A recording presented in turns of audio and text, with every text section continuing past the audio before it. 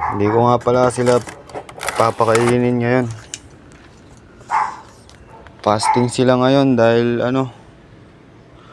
marami nagkakasakit. Fasting muna sila para malinis yung katawan nila. So yun. Yung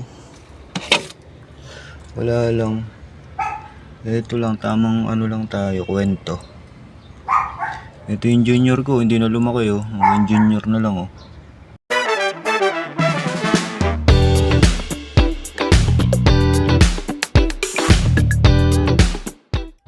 Yun good morning guys Another day, another beads na naman. Maganda ang panahon.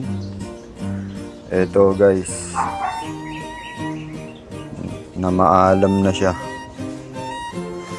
Na maalam na yung female na nanay ng mga hapsan natin na maalam na yung nanay nila. Ito yung huli niyang nirelease yung pang fourth batch. Na maalam na siya pagkatapos ng 4 na henerasyon. So ganun talaga. Maraming ganyan kadalasan sakit ng mga bete pagkatapos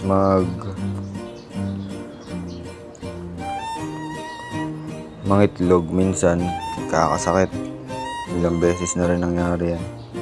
So wala nang pag-asa, mamamatay na siya. Pero gumagalaw-galaw pa siya, pero patay na yan. Ito yung pang-4 na henerasyon na galing sa kanya, maliliit pa. Ayan mga anak yan, hapsan. Ayan nandito yung mga malulupit na katago Pasilip ko sa inyo ito, mga malulupit na anak niyan.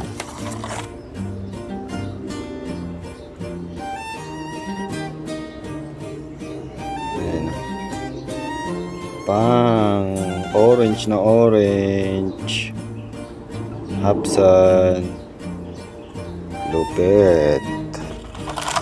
Ito po.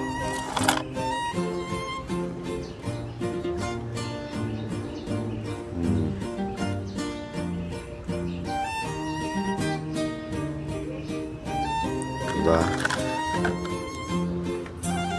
Yan ito po.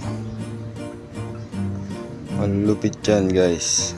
Mga bata pa mga juvie pa lang Hindi pa lumalabas. Nasa molting stage pa lang sila. Hindi pa lumalabas yung mga totoong kulay nila.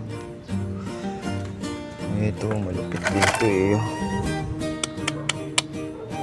Napakalupit. Ayan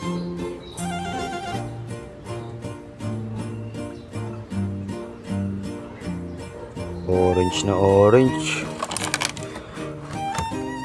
Orange na orange.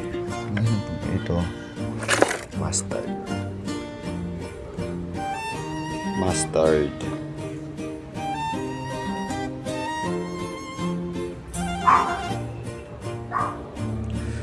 Hindi ko nga pala sila papakainin ngayon. Fasting sila ngayon dahil marami nagkakasakit. Fasting muna sila para malinis yung katawan nila. So yun.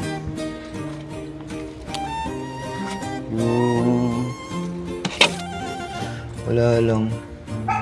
Ito lang, tamang lang tayo, kwento. Ito yung junior ko, hindi na lumaki Mga junior na lang Tapos ito yung pares niya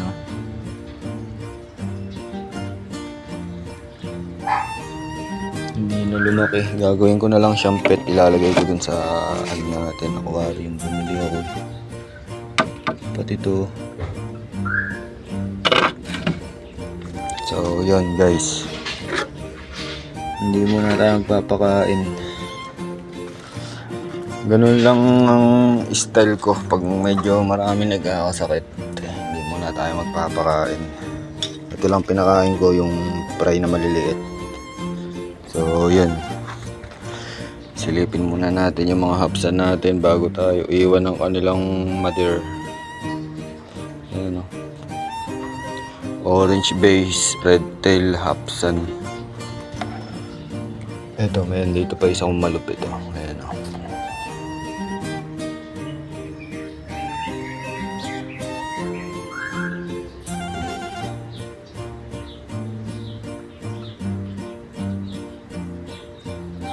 Hapsan.